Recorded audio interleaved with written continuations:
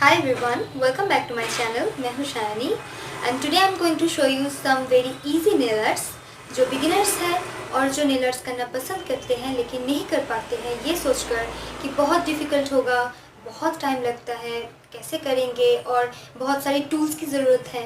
लेकिन ये बिल्कुल भी नहीं है।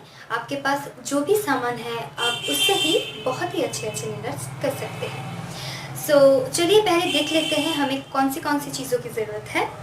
पहले जो है वो नेल पॉलिश, आपके पास जो भी कलर्स है आप उसी कलर्स के यूज़ कर सकते हैं नेल पॉलिशेस। नेक्स्ट है ये टूथपिक्स जो बहुत ही आसानी से आपको मार्केट में मिल जाए। Next we need this palette.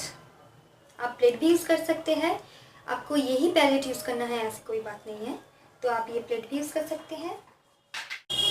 Next we need this stones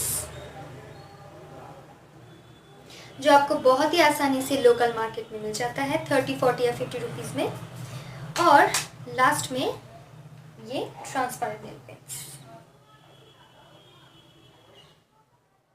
तो बस यही कुछ चीज़ों की ज़रूरत है हमें।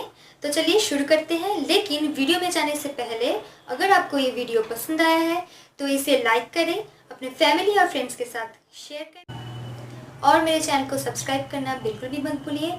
और आपको कौन सा नेल आर्ट पसंद आया है मुझे ज़रूर कमेंट करके बताइएगा। चलिए लेट्स गेट स्टार्टेड।